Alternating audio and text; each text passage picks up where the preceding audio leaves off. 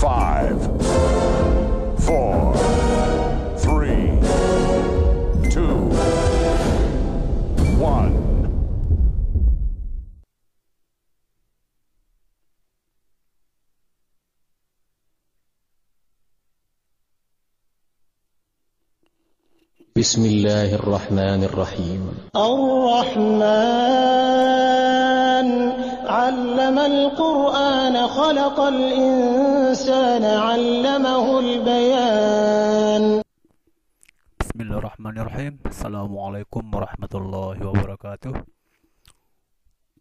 Ketemu lagi dalam video kali ini yang akan membahas tentang analisis korelasi.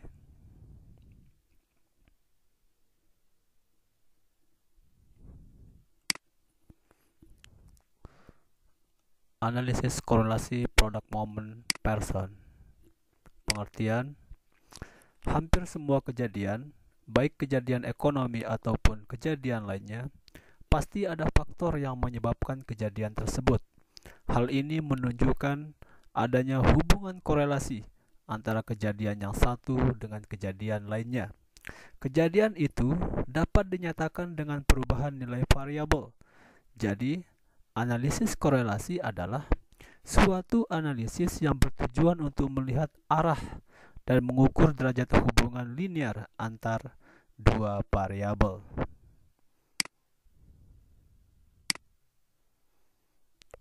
Gambar hubungan antar variabel, yaitu yang pertama ialah variabel X dan variabel Y, yang mana variabel X merupakan variabel independen atau variabel bebas atau variabel yang mempengaruhi, dan Y sebagai variabel dependen, yaitu variabel terikat atau yang biasa kita juga kenal sebagai variabel yang dipengaruhi.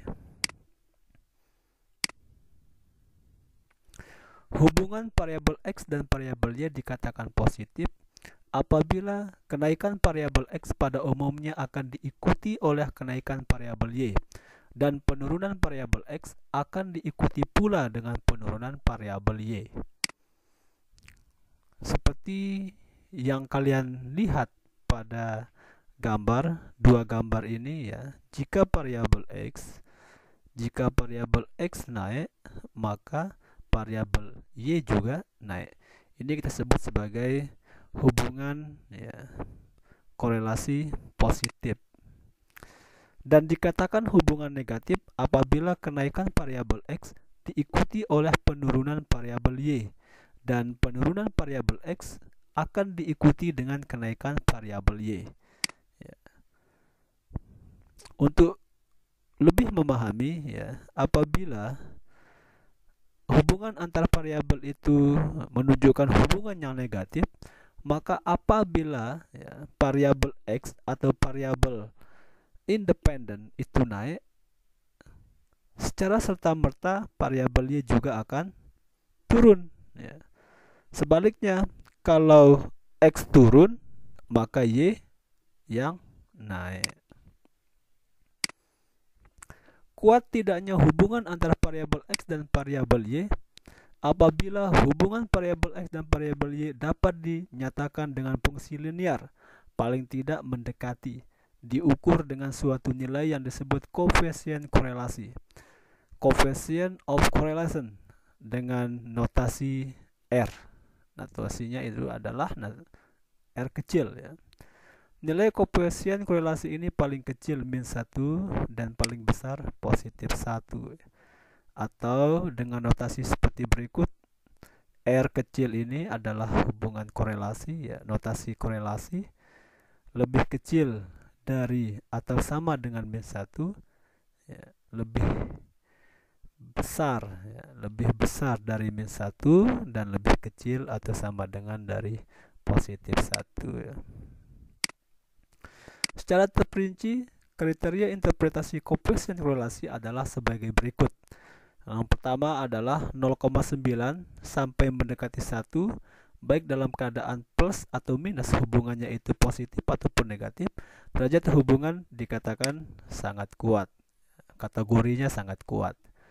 Antara 0,7 sampai 0,8 ya, positif negatif ya, hubungan yang positif atau hubungan yang negatif ya, derajat hubungannya berada dalam kategori kuat ya. Ingat 0,7 sampai 0,8 kategori kuat. Yang ketiga 0,5 sampai 0,6 ya, derajat hubungannya dikatakan sedang. Yang keempat 0,3 sampai 0,4 ya, derajat hubungannya adalah kategori lemah. Yang kelima ya, 0,1 sampai 0,2 derajat hubungannya sangat lemah ya, kategorinya sangat lemah apabila hasil analisis kita itu menunjukkan antara 0,1 sampai 0,2 hubungannya dikatakan sangat lemah. Yang terakhir ialah 0, yaitu berarti tidak ada hubungannya. Kalau dia menunjukkan 0 berarti tidak ada hubungan korelasi.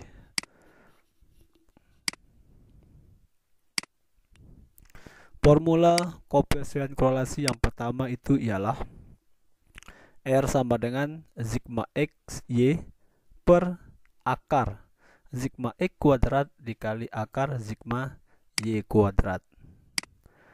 Rumus yang kedua adalah R sama dengan N sigma XY min dalam kurung sigma X dikali sigma Y per akar N sigma X kuadrat dikurangi dalam kurung sigma X dikuadratkan dikali akar N sigma Y kuadrat min sigma Y dikuadratkan.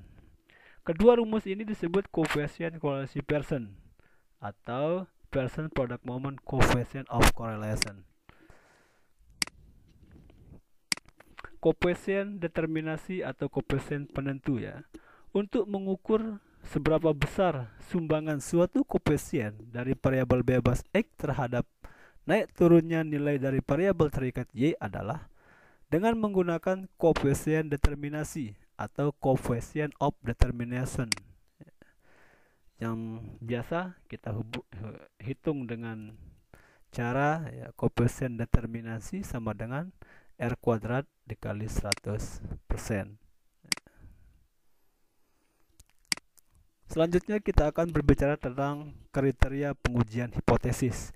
Ini penting ya untuk semua mahasiswa, ya, semua peneliti pahami ya, kriteria pengujian hipotesis. Yang pertama, H0 diterima dan menolak HA atau hipotesis 0 diterima dan menolak hipotesis alternatif jika ya, H0 ya, signifikansi sama dengan 0 atau P sama dengan 0 yang menunjukkan ketiada hubungan ya, tidak ada hubungan.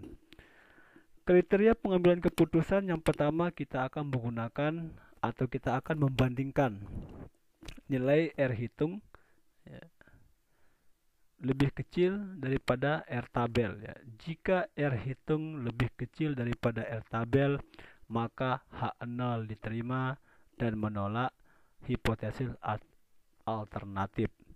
Yang kedua ya, kriteria pengambilan keputusan yang kedua itu akan kita gunakan T hitung ya, yang mana T hitung lebih kecil atau sama dengan T tabel.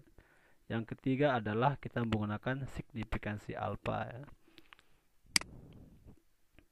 Selanjutnya hipotesis ditolak ya, dan hipotesis alternatif diterima jika ya, hipotesis alternatif P tidak sama dengan 0.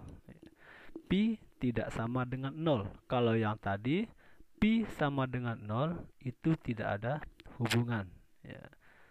Kalau tidak ada hubungan, adapun kalau ada hubungan ya, tapi dengan kriterium pengambilan keputusan yang sudah ada, R hitung lebih kecil daripada R tabel ya.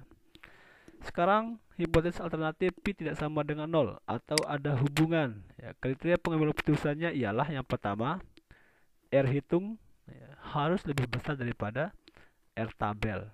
Yang kedua, T hitung harus lebih besar daripada T tabel. Selanjutnya yang ketiga ialah ya, signifikansi alfa lebih kecil ya, signifikansi ya, lebih kecil dari alfa. Alfa itu adalah kriteria pengambilan yang telah ditentukan oleh si peneliti ya. Silahkan diperhatikan perbedaannya ya. Kalau hipotesis 0 diterima ya, kriterianya seperti ini ya. Dan apabila hipotesis alternatif yang diterima, kriterianya seperti ini juga ya. Antara yang nomor 3 ya, kalau nomor 3 signifikansi alfa 0, H0 diterima jika signifikansi lebih besar daripada alfa.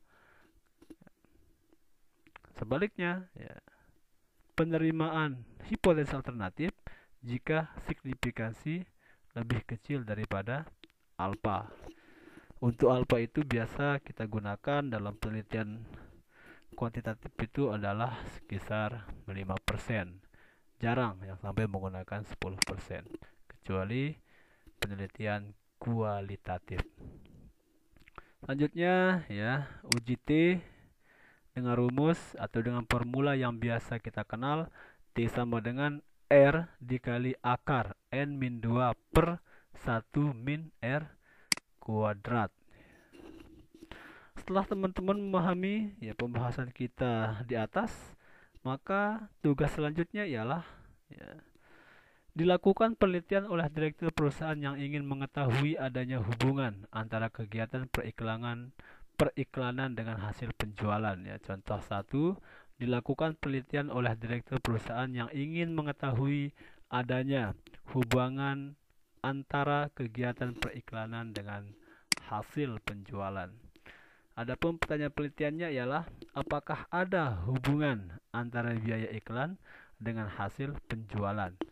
Ya, kita hanya disuruh untuk membuktikan apakah ada atau tidak ada.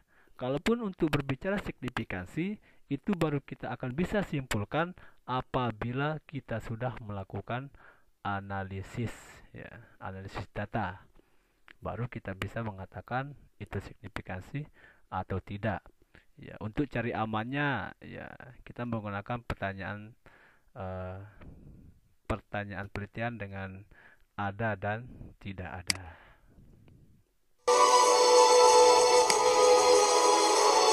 Contoh kasus di atas akan kita bahas di dalam video berikutnya. Oleh karena itu, catatlah atau klik link yang tertera di dalam deskripsi video ini.